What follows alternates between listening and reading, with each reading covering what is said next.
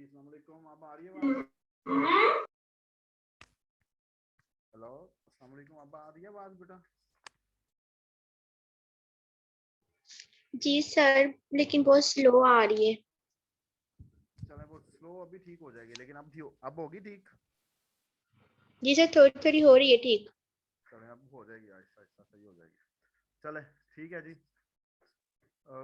Last time बेटा हम लोगों ने स्ट्रक्चर्स के बारे में स्टार्ट किया था। ऑब्जेक्ट ओरिएंटेड प्रोग्रामिंग हम लोग शुरू कर रहे थे। कोई क्वेश्चन है तो शाबाश पूछ लें।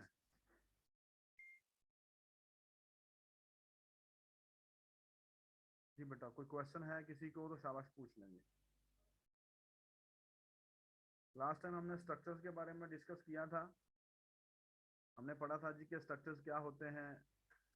उससे पहले हमने ऑब्जेक्ट ओरिएंटेड प्रोग्रामिंग की एक पूरी जो स्टोरी थी उसको समझने की कोशिश की कि ऑब्जेक्ट ओरिएंटेड प्रोग्रामिंग किसको कहते हैं, ऑब्जेक्ट ओरिएंटेड प्रोग्रामिंग क्या होती है। और ऑब्जेक्ट ओरिएंटेड प्रोग्रामिंग के अंदर जो सबसे पहला कॉन्सेप्ट है दैट इज स्ट्रक्चर्स, उसको हमने पढ़ा और उसको अंडरस्टैंड करने की कोशिश की। हमने देखा कि स्ट्रक्चर को क्या कहा जाता है। स्ट्रक्चर को कहा जाता है कि group of variables that might be of same data type, that might be of different data type। उसको एक जगह पर नंबर ऑफ वेरिएबल्स को एक जगह पर इकट्ठा कर दिया जाए और इकट्ठा करने के बाद उसको एक नाम दे दिया जाए तो उसको हम लोग स्ट्रक्चर कहना शुरू कर देते हैं। फिर हमने देखा कि उसका एक पूरा तरीकाकार है कि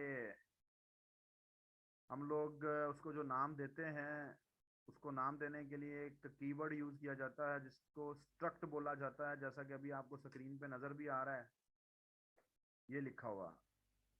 और हमने एक स्ट्रक्चर डिफाइन किया था स्टूडेंट के नाम का। हमने कहा था जी कि स्टूडेंट के नाम का एक स्ट्रक्चर डिफाइन करते हैं और उसमें देखते हैं कि स्टूडेंट के अगेंस्ट कौन कौन से एट्रीब्यूट्स एग्जिस्ट कर सकते हैं। हमने वहां पर एक रोल नंबर के नाम का एट्रीब्यूट रखा, एक नेम के नाम का एट्रीब्यूट रखा और एक सीजीपीए के नाम का एट्रीब्यूट रखा। और हमने जो है उसका स्ट्रक्चर का नाम जो है वो स्टूडेंट रखा।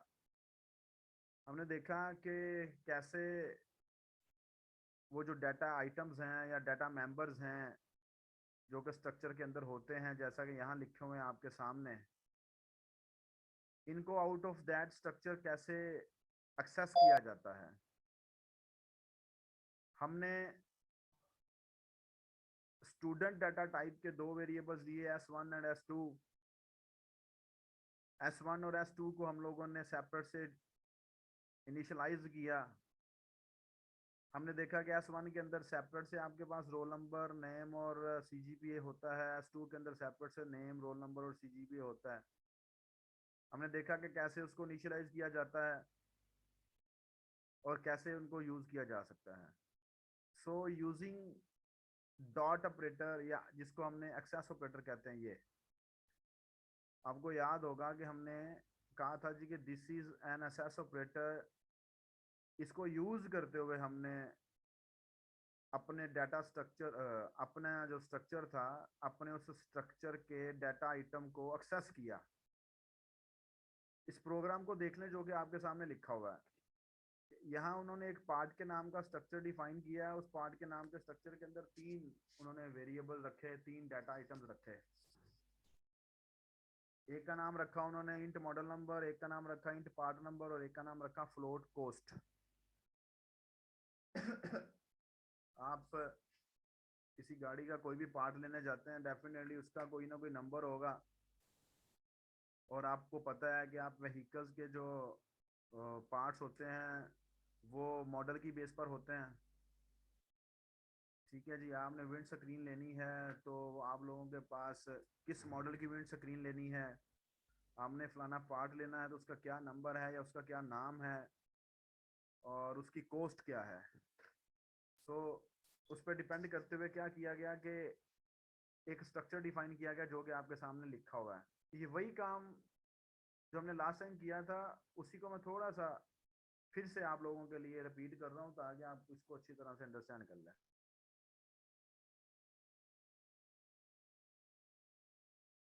ये जो चीज है ये आप लोगों के लिए नहीं है। ये जो लिखा हुआ है ये क्या है बेटा, ये जरा देखें, ये जरा कंसंट्रेशन के साथ देखना है। ये क्या है आपके पास, ये स्ट्रक्चर का नाम है, ये देखें, ठीक है जी। ये आपके स्ट्रक्चर का नाम है। और हमने, आपको याद होगा हमने कहा था जी कि जो स्ट्रक्चर होता है वो यूजर डिफाइंड डाटा टाइप भी होती है। यही कहा था ना हमने, स्ट्रक्चर जो है वो यूजर डिफाइंड डाटा टाइप भी होती है।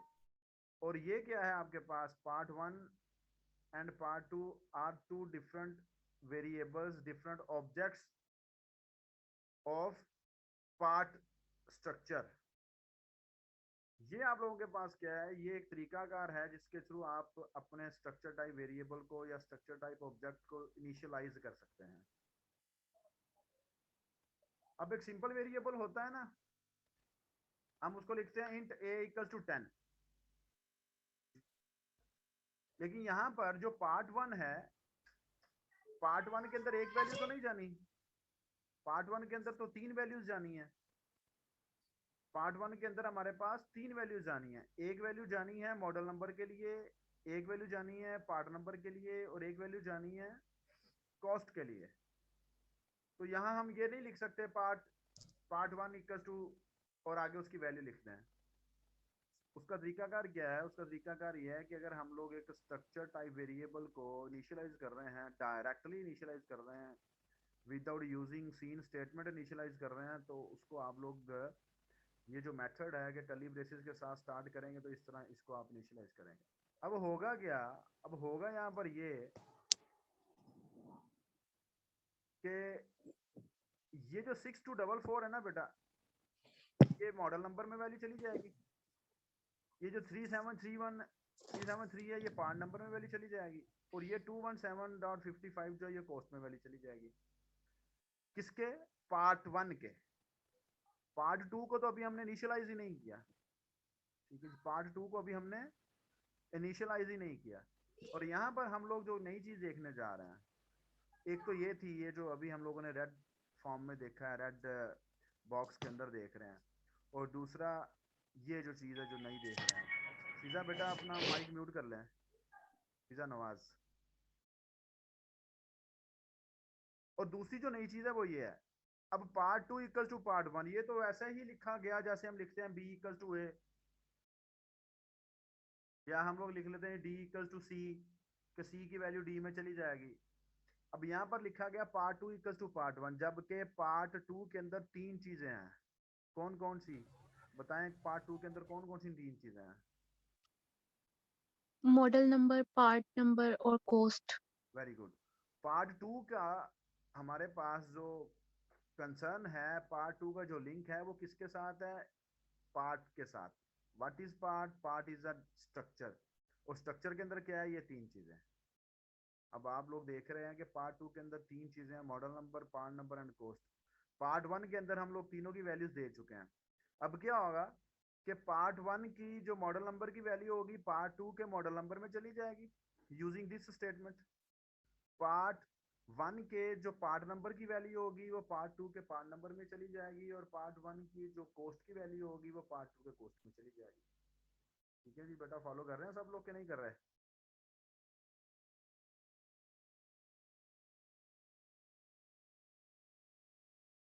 जी बेटा, बाकी लोग भी शिराज के अलावा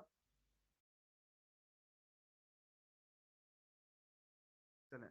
तो मेरे ख्याल से वो चीज़ यहाँ पर मुश्किल नहीं है, हम लोग बड़ी आसानी के साथ इसको अंडरस्टैंड कर रहे हैं क्योंकि सारा कुछ हमारे सामने लिखा हुआ है। तो बेटा हम लोग इसको प्रोग्रामेटिकली देखते हैं करके। प्रोग्राम हम लोग इसका लिखते हैं, मैं आपको टर्बो में इसका प्रोग्राम लिख के, स्टूडेंट वाला हमने लिखा था, स्टूडेंट वाला ही को ही हम लोग दोबारा चेक करेंगे। अभी चेक करते हैं इसको।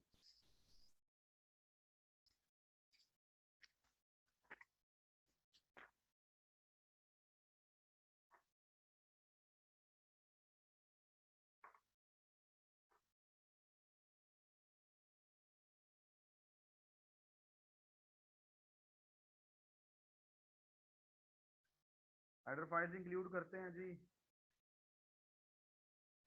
क्योंकि हमें पता है कुछ बेसिक चीज़ें ऐसी हैं जिनके लिए हेडर फाइल्स को इंक्लूड करना लाजमी है।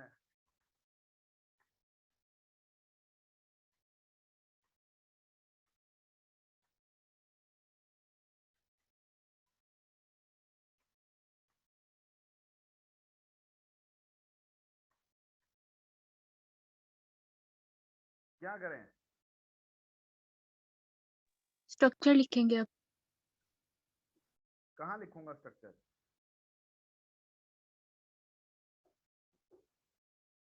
स्ट्रक्ट लिखेंगे। कहाँ लिखेंगे? कहाँ लिखेंगे बोले? सर आ जाओ। सर इसके बाद ही लिखेंगे।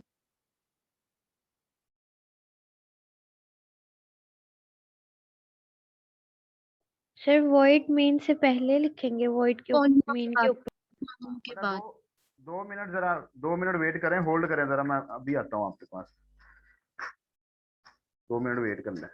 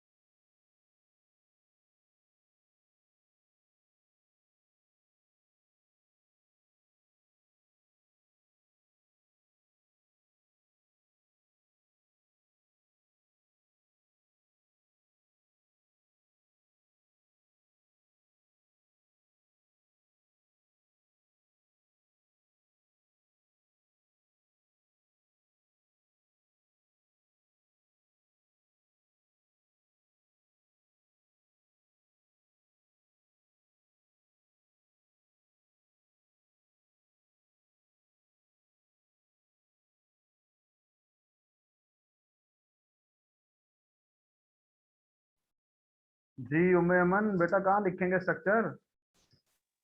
वॉइड में कॉनियों के बाद।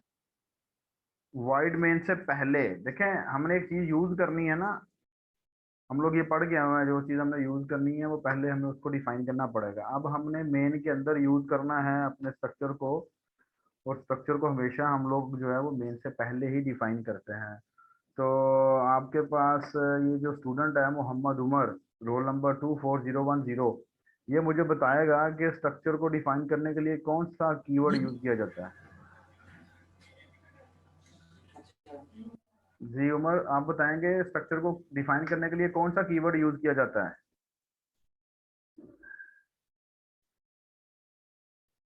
जी STD। STD, very good.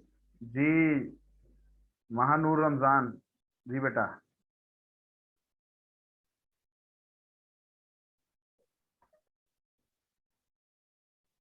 जी बेटा, किरण शहजादी बताएगी। Sir struct। स्ट्रक्ट का कीवर्ड यूज किया जाता है, STRUCT, स्ट्रक्ट का कीवर्ड यूज किया जाता है। हमने अपना स्टूडेंट का वेरिएबल बनाया था उस दिन, और स्ट्रक्चर बनाया था, उसका नाम स्टूडेंट रखा था। उसके अंदर हमने एक इंटीजर टाइप रोल नंबर का वेरिएबल लिया था। उसके अंदर हमने इंटीजर टाइप या करैक्टर टाइप हमने एक नेम का वेरिएबल लिया था, उसके अंदर हमने फ्लोट टाइप एक CGPA का वेरिएबल लिया था। दो चीजें जस्ट चेक करनी है हमने जल्दी से, ताकि हम लोग नेक्स्ट मूव कर सकें। अब यहाँ पर हम लोग जो बेसिकली करने जा रहे हैं, हम लोगों ने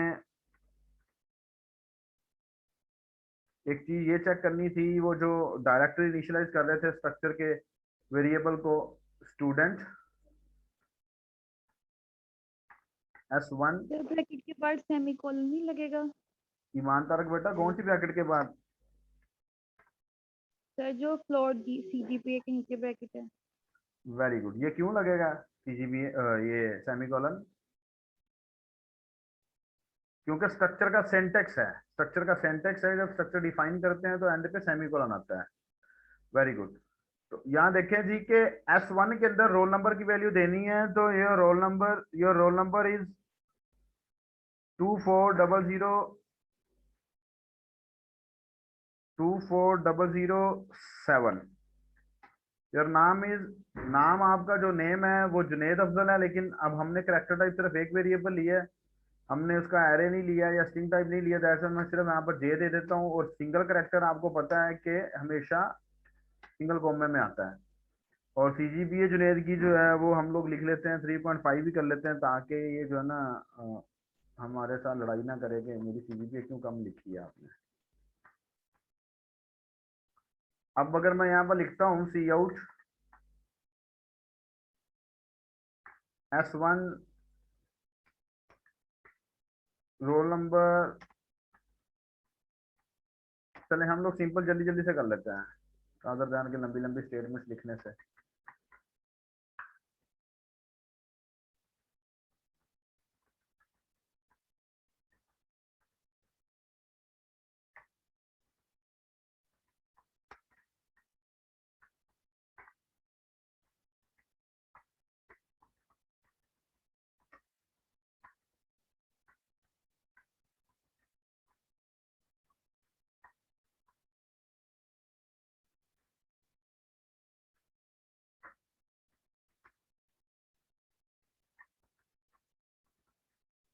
लास्ट टाइम आपको याद है ना, हमने रन टाइम पर वैल्यूज ली थी स्ट्रक्चर वेरिएबल्स की, याद है या नहीं याद? S1 डॉट रोल नंबर को सीन करवाया था, S1 डॉट नेम को सीन करवाया था, S1 डॉट CGPA को सीन करवाया था। आज हम लोग सीन नहीं करवा रहे, आज हम लोग उनकी डायरेक्ट जो है वो कोड के अंदर इनिशियलाइजेशन करवा रहे हैं, और उसका एक स्ट्रक्चर टाइप वेरिएबल को, एक स्ट्रक्चर टाइप ऑब्जेक्ट को। S1 जो है ये स्ट्रक्चर टाइप वेरिएबल है, इसका स्ट्रक्चर कौन सा है? That is student. हम इसको ऑब्जेक्ट भी बोलते हैं, इसी वजह से ऑब्जेक्ट बोलते हैं क्योंकि it is a combination of more than one variable. तो उसको अगर डायरेक्टली इनिशियलाइज करवाना है तो उसका क्या तरीका कार है, वो अब हमारे सामने है इस वक्त। तो यहाँ देखें कि आप लोगों के पास हमने वैल्यूज ली हैं, वैल्यूज लेके हमने उनको डिस्प्ले करवाया। आप देखते हैं, रन करते हैं, रन होता है या नहीं होता। एक एरर आ सर रहा एक है। मिस्टेक के बीच में। ठहरे ठहरे मैं सबर करूँगा जी। मैं अभी बोलता हूँ, पूछता हूँ किसी ना किसी से, स्टूडेंट से रैंडमली चेक कर लेते हैं जी कि क्या इसके अंदर एरर है। मोहम्मद उस्मान बेटा, आप बताएं क्या एरर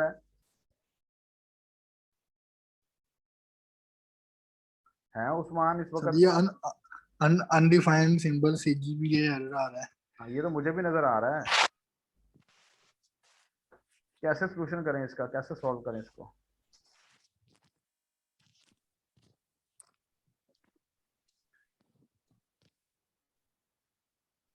जी बोले हैं, कैसे ठीक करें इसको? जी सर।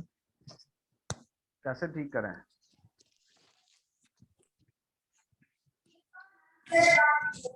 ये 24038 24031 भी उस्मान है।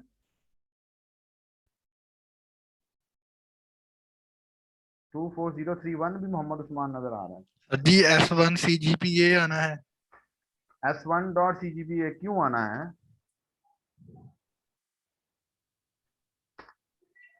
बोल रहे हैं S1 डॉट CGPA क्यों आना है? क्योंकि CGPA वैसे तो कोई वेरिएबल ही नहीं है, CGPA तो वेरिएबल है स्ट्रक्चर का, ठीक है। अब स्ट्रक्चर के अच्छा। इस वेरिएबल को अगर हमने एक्सेस करना है बेटा, जरा कंसंट्रेशन के साथ सुनिएगा। स्ट्रक्चर के इस वेरिएबल को अगर हमने एक्सेस करना है out of the structure, structure तो यहाँ शुरू हुआ था, यहाँ एंड हो गया। हम इसको कहाँ यूज कर रहे हैं? रोल नंबर को किधर यूज कर रहे हैं? मेन में। नेम को किधर यूज कर रहे हैं? मेन में। सीजीपीए को किधर यूज कर रहे हैं? मेन में। लेकिन अगर आप इनको यूज कर रहे हैं बेटा, तो these all are the structure variables. So इनको हाले डायरेक्टली अगर हमने एक्सेस करना है तो कैसे एक्सेस करना है? हमें बताना पड़ेगा भाई S1 की सीजीपीए। तो there might be a chance के नंबर ऑफ स्टूडेंट्स हैं, जस्ट लाइक हम कहते हैं student S1, S2, S3, S4 हो सकते हैं कि नहीं हो सकते हैं? अब देखते हैं क्या आउटपुट आती है। आउटपुट आ रही है जी हमारे पास। रोल नंबर जो है वो 24007 आ रहा है और नाम उसका जुनेद आ रहा है। सीजीपी उसकी 3.5 आ रही है। तो वो जो तरीकाकार था कि एक स्ट्रक्चर्ड वेरिएबल को इस तरह भी इनिशियलाइज किया जा सकता है, तो वो आपने देखा इस तरह भी इनिशियलाइज किया जा सकता है। तो अब यहाँ पर वो दूसरी चीज चेक कर लेते हैं। तो दूसरी चीज क्या है जी? स्टूडेंट, एक और वेरिएबल लेते हैं हम स्टूडेंट टाइप का, उसका नाम रखते हैं S4। ठीक है जी। यहाँ हम लोग S4 इक्वल टू S1 करेंगे, चेक करेंगे कि एक स्ट्रक्चर टाइप जो वेरिएबल है उसका सारा डाटा जो है वो दूसरे स्ट्रक्चर टाइप में बाय डिफॉल्ट कॉपी होता है कि नहीं होता। S4 equals to S1। ठीक है जी। और यहाँ हम कोशिश करते हैं कि हम ना एंड लाइन कर लें ताकि हमारे जो आउटपुट है ना वो सही से नजर आए।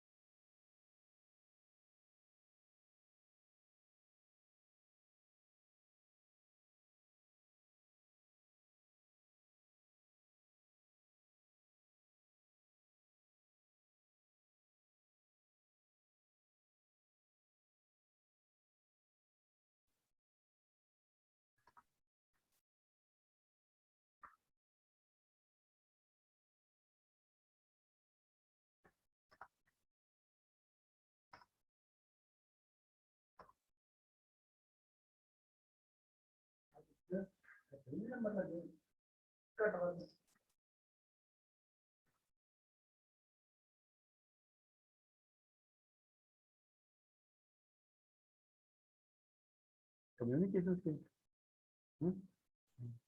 कोर्स जो है कम्युनिकेशन स्किल्स है ना, कोर्स कोड है। हाँ मेरे सारे नंबर ठीक नहीं लगे, सारे नंबर बहुत अच्छे ने। हाँ मेरी तो है सिर्फ ਉਹਦਾ ਸ਼ਾਰੀਆ 3 तो बी ग्रेड रह गया, बाकी तो सारे बी। आ देखो थोड़े 1.5 नंबर तो ਉਹਦਾ A ग्रेड, एक्चुअली 2 नंबर तो सारे हाई बी ने। 39 नंबर हाई ਹੁੰਦਾ ਨਾ, ਜੇ 11 को IIT पॉइंट है ना, 39 नंबर तो बाद हाई बी बन जाता है, उनको कुछ नहीं होता जी। बेटा मैंने यहाँ पर चेंज किया, जरा देखिएगा। एक दफा इसको मैं और चेंज कर देता हूँ यहाँ पर कहा के ना आप लोगों की कंफ्यूजन।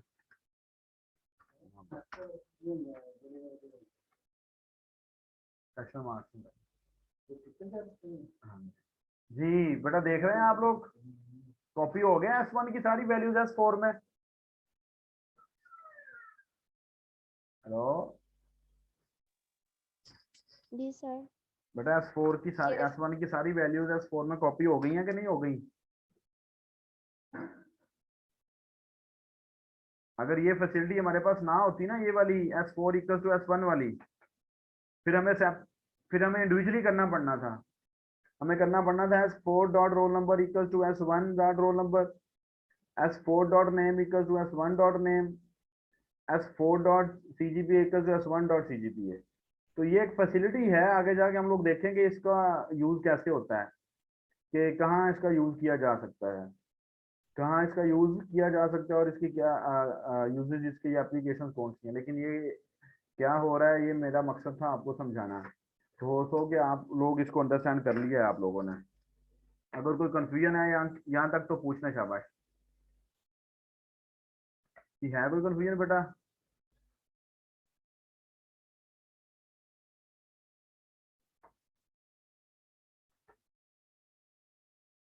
जी कोई कंफ्यूजन है बेटा? चलें, शाबाश। मारूफ कह रही है कि क्लियर है, किरण शहजादी भी कह रही है क्लियर है। चले, वेरी गुड। तो नेक्स्ट मूव करते हैं जी। नेक्स्ट आप लोगों के पास यहाँ पर उन्होंने एक एग्जांपल दी हुई है, मेजरमेंट एग्जांपल। एक डिस्टेंस मेजर करना है, और वो जो डिस्टेंस मेजर करना है वो बेसिकली दो रूम्स हैं। उन दोनों रूम्स का अपना अपना डिस्टेंस है, फीट और इंचेस में। मतलब एक पॉइंट से लेके दूसरे पॉइंट तक दो रूम्स के डिस्टेंसेस को ऐड करके एक फाइनल डिस्टेंस जो है वो डिस्प्ले करवाना है। तो मेजरमेंट है आपके डिस्टेंस की, कि आपने कैसे डिस्टेंस को मेजर करना है यूजिंग स्ट्रक्चर। तो यहाँ मैं आप लोगों को इसको समझाने की कोशिश करता हूँ, होप सो कि आप लोग इसको फॉलो करेंगे, और देन इसका प्रोग्राम आप लोग खुद से लिख के इसको मुझे सबमिट करवाएंगे। और एक और एग्जांपल जो है उसको भी हम लोग बाद में डिस्कस करेंगे। तो यहाँ देखें कि फॉर एग्जांपल ये देखें, पहले इस डायग्राम को अंडरस्टैंड करें। ये डिस्टेंस एक है जी, ये वाला, और ये एक दूसरा डिस्टेंस है। ये एक डिस्टेंस है और ये एक दूसरा डिस्टेंस है। तो हमने जो डिस्टेंस फाइंड आउट करना है ना, वो ये टोटल डिस्टेंस फाइंड आउट करना है ये, ठीक है। ये क्या है जी, डिस्टेंस 1, और ये क्या है, डिस्टेंस 2।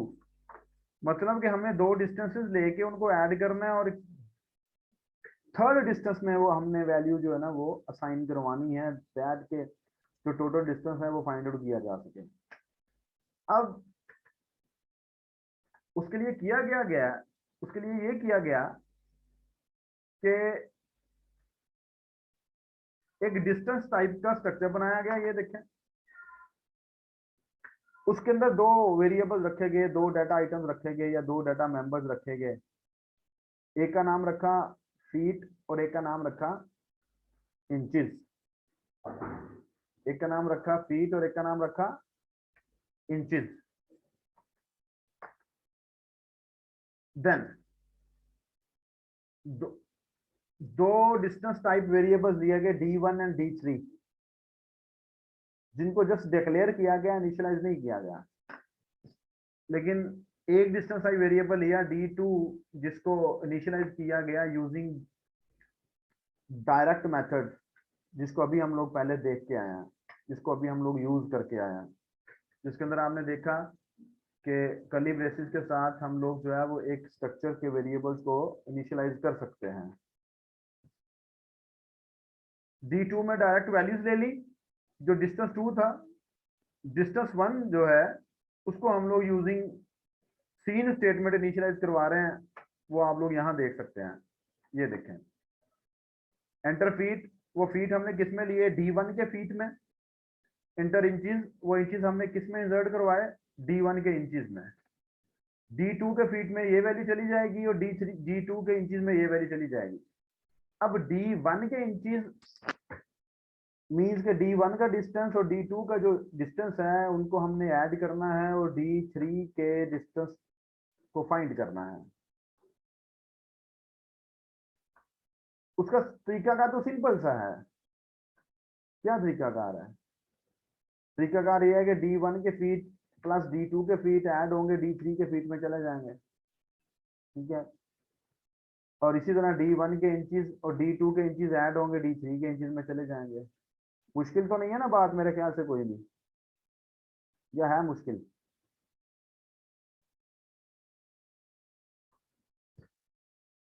तो सिंपल सा यहाँ पर ऑपरेशन क्या हो रहा है जी, सिंपल ऑपरेशन यहाँ पर ये हो रहा है, ये देखें कि D1 के इंचेस प्लस D2 के इंचेस वो D3 के इंचेस बन जाएंगे, ये दोनों ऐड होंगे और उन दोनों का रिजल्ट जो है वो D3 के इंचेस में चला जाएगा। अब यहाँ उन्होंने क्या किया, फॉर द टेम्पररी बेसिस उन्होंने D3 के फीट को इनिशियलाइज कर दिया 0 के साथ, D3 के फीट में वैल्यू दे दी 0। अब देखें, आप ये नहीं कहते, आप जब भी किसी डिस्टेंस को मेजर करेंगे ना बेटा, तो आप कहेंगे जी ये 11 इंचेस और 11 फीट और 9 इंचेस हैं। आप ये नहीं कहेंगे कि 11 फीट और 14 इंचेस हैं। आप 11 फीट और 14 इंचेस क्यों नहीं कह सकते? अगर आपको समझ आ रही है तो जरा मुझे गाइड करें।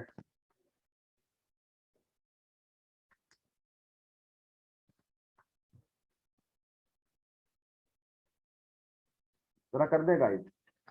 अगर आप किसी डिस्टेंस को मेजर करते हैं तो आप 11 फीट और 14 इंचेस क्यों नहीं कह सकते? या कह सकते हैं, मुझे बताएं। 11 फीट 14 इंचेस कह सकते हैं या नहीं कह सकते हैं? नहीं शिराज, आप बात तो सही कर रहे हैं, आप जो है वो सही कह रहे हैं। 1 फीट जो होता है, 1 फुट जो होता है ना, वो 12 इंचेस का होता है।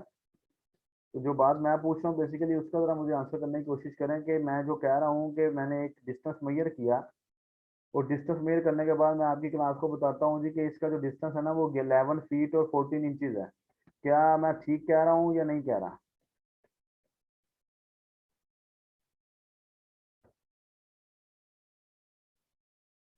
अच्छा चले, मेरी बात जरा कंसंट्रेशन के साथ सुनिएगा। 11 फीट और 14 इंचेस ये ठीक स्टेटमेंट है, या 12 फीट और 2 इंचेस ठीक स्टेटमेंट है? क्योंकि जहां जहां आपके पास 12 इंचेस होना है वहां पर तो 1 फीट बन जाता है ना, 1 फुट बन जाता है, तो फीट में तो इंक्रीज हो जाना है, होना है या नहीं होना? Very good. अब आप मेरी बात को सही से फॉलो कर रहे हैं। हम कभी भी ऐसे नहीं कहते जी कि 11 फीट और 14 इंचेस, हम कहेंगे 12 feet and 2 inches, 12 feet and 2 inches. So अब जब D1 के इंचेस जो हैं वो आप लोगों के पास फॉर एग्जांपल 7 हैं और D2 के इंचेस जो हैं वो आप लोगों के पास 6 हैं, तो जब उन दोनों को ऐड करेंगे तो इंचेस तो बन गए 13। अब 13 इंचेस का मतलब क्या है कि फीट में 1 का इंक्रीमेंट करना है, फीट में 1 का इंक्रीमेंट करना है और इंचेस में से -12 करना है ताकि फीट में इंक्रीमेंट किया जा सके। तो ये जो आप लोगों के पास यहाँ पर उन्होंने कंडीशन मार्क की हुई ना, वो इसी वजह से की है कि अगर D3 के इंचेस जो है वो ग्रेटर देन 12 बनते हैं तो क्या करे कि उन इंचेस में से ये minus equal to arithmetic assignment operator पढ़ा हुआ है ना सेकंड सेमेस्टर में।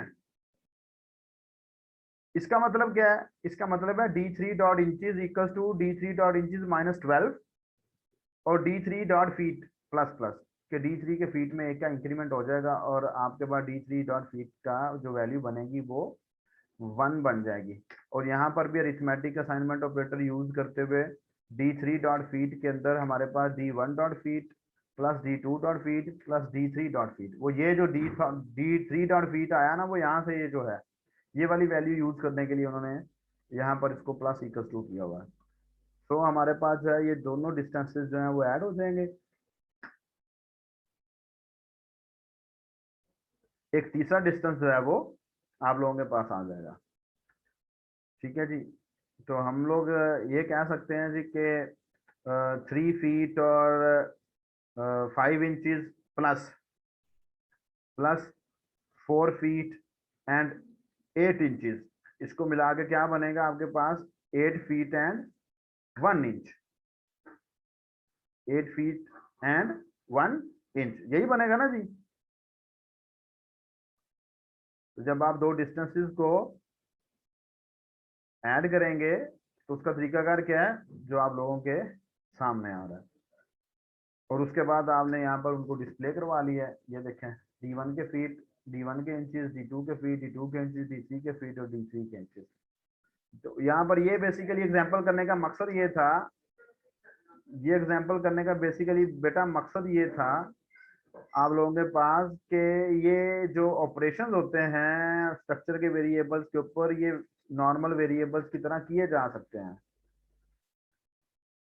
ठीक है जी। तो यहाँ पर आपने देखा कि हमने स्ट्रक्चर वेरिएबल्स जो डाटा आइटम्स थे या जिनको हम लोगों ने डाटा मेंबर्स बोलते हैं, या हमने स्ट्रक्चर के जो ऑब्जेक्ट्स हैं उनके साथ डिफरेंट टाइप्स के जो ऑपरेशंस हैं वो किए जा सकते हैं, जो कि अभी हम लोगों ने यहाँ देखा। तो यहाँ तक कोई क्वेश्चन है बेटा तो पूछ लें।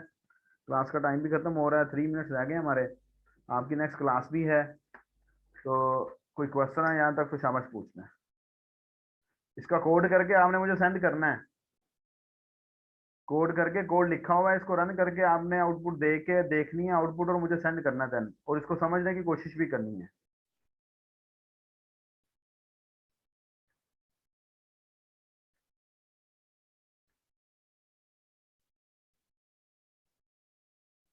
जी क्लियर है बेटा सबको?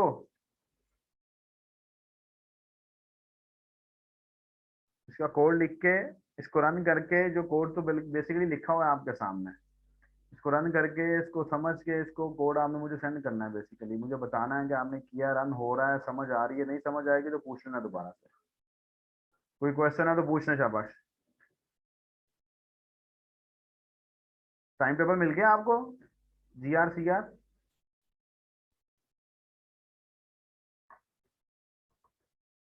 GR बेटा आपको टाइम टेबल मिल गया है?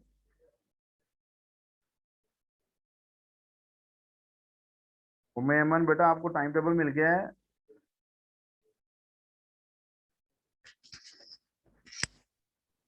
मेरे ख्याल से उम्मे क्लास में नहीं है। मुस्तंसर आपको टाइम टेबल मिल गया है? अगर है मुस्तंसर तो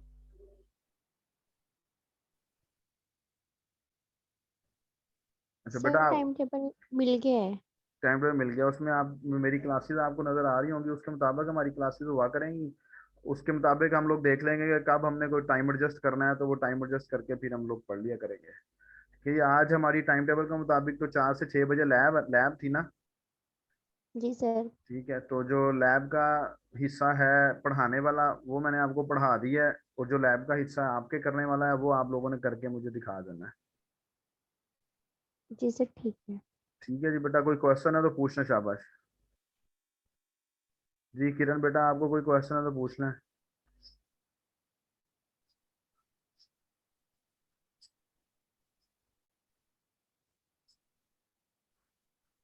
चलें ठीक है बेटा, अपना ख्याल रखिएगा, अपने पेरेंट्स का भी ख्याल रखिएगा।